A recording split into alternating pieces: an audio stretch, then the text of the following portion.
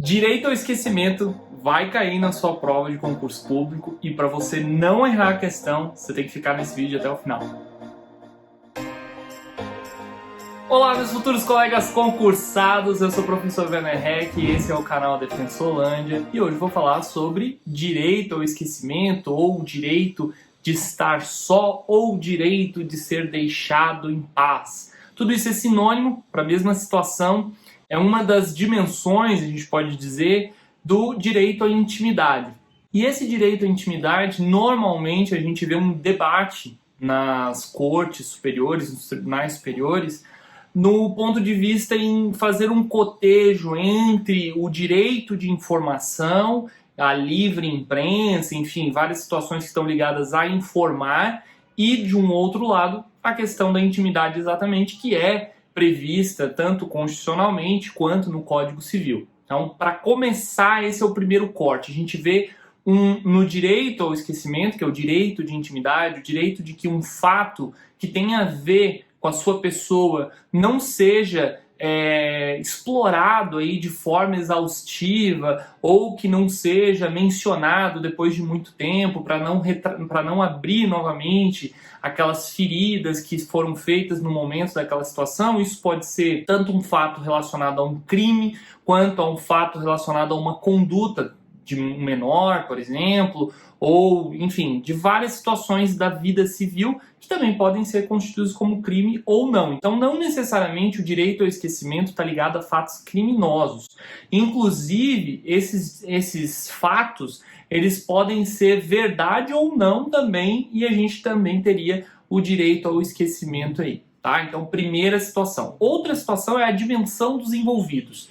Quando a gente fala de um fato especificamente, a gente tem as pessoas envolvidas diretamente no fato e as pessoas que estão ao redor. Familiares, amigos, namorado, enfim. Pessoas que não necessariamente praticaram aquele fato, aquele ato. E aí, os tribunais, eles têm uma certa delimitação sobre isso. A gente tem, na verdade, uma jurisprudência do STJ, que é sobre isso que eu quero falar especificamente. Hoje a gente tem consolidado um entendimento no Superior Tribunal de Justiça, no sentido de que tem que ser estritamente informativo o que vai ser veiculado sobre aquele fato especificamente. Então, a gente tem que tentar dissociar as identidades das pessoas para que a gente não tenha especificamente aí uma ofensa à intimidade. Então, demonstrar o fato nunca é um problema desde que não tenha a vinculação da identidade das pessoas envolvidas.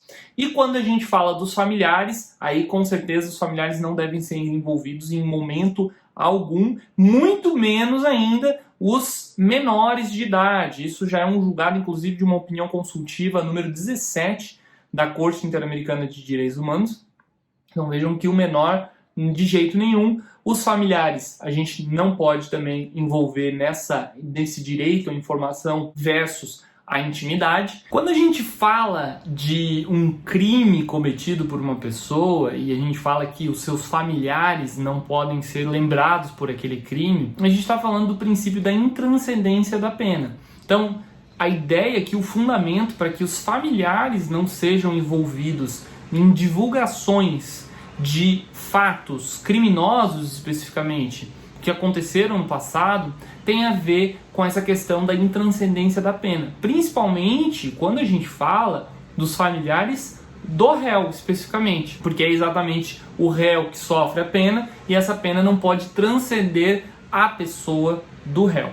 E mais, e quando a gente fala das pessoas envolvidas, a gente tem duas posições dentro do próprio STJ, uma falando que não pode falar sobre a identidade da pessoa e outra falando que como o crime foi praticado há tanto tempo, que é o caso da Aida Cury, esse crime já não teria problema nenhum de ter vinculação da identidade das pessoas e tudo mais. Só que, gente, isso é um caso que ainda está para ser julgado no STF com tema de repercussão geral, ou seja, com repercussão geral reconhecida, e esse julgado provavelmente vai acontecer no primeiro semestre de 2021. A gente já tem a pauta projetada do Supremo Tribunal Federal sobre isso, Então, hoje a gente tem uma ideia titubeante do STJ falando que quando faz muito tempo poderia ser retomada aquela informação, mas a título informativo.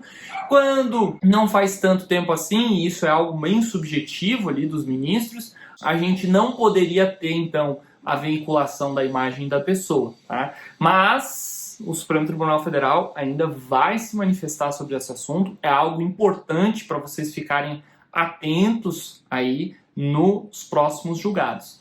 Mas antes de eu continuar, pessoal, cliquem aqui no joinha, toquem aqui no joinha para eu entender que esse é o tipo de conteúdo que vocês querem, para que eu continue fazendo mais conteúdos assim. Se vocês não gostaram, bota aí no não gostei também, não tem problema nenhum. É importante que vocês se expressem aqui e digam o que vocês acharam desse tipo de conteúdo. E além disso, se você ainda não é inscrito aqui no canal, se inscreva no canal, ative as notificações, bata no sininho para você não perder nada do que eu posto aqui, que eu tenho certeza que esse conteúdo aqui vai fazer você se tornar um concurseiro melhor. Mas vamos voltar ao que interessa aqui no nosso vídeo. É bom lembrar que a origem do direito ao esquecimento foi um caso que foi julgado numa corte da Califórnia, do estado da Califórnia, nos Estados Unidos, de uma ex-prostituta que não queria mais que a sua vida antes do casamento fosse exposta. Inclusive, essa ação foi ajuizada pelo marido dessa ex-prostituta. Esse é o primeiro caso sobre o assunto, né, sobre o direito ao esquecimento, a identidade versus a informação. Esse caso foi julgado procedente, ou seja, foi impedida a veiculação de notícias, informações da vida que aquela pessoa levava antes de ser casado, e isso deu o estopim para que em vários outros lugares do mundo a gente buscasse a consolidação do direito ao esquecimento dentro da medida dos ordenamentos jurídicos, como é o caso do Brasil. A gente tem, sim, como eu já falei, disposição legal não expressamente sobre o esquecimento, mas sobre a intimidade, e aí o direito ao esquecimento seria uma dimensão da intimidade. Beleza, pessoal? Então, por hoje é só. Eu tenho certeza que vocês vão gostar de um vídeo que vai vir agora na tela. E bora assombrar o examinador!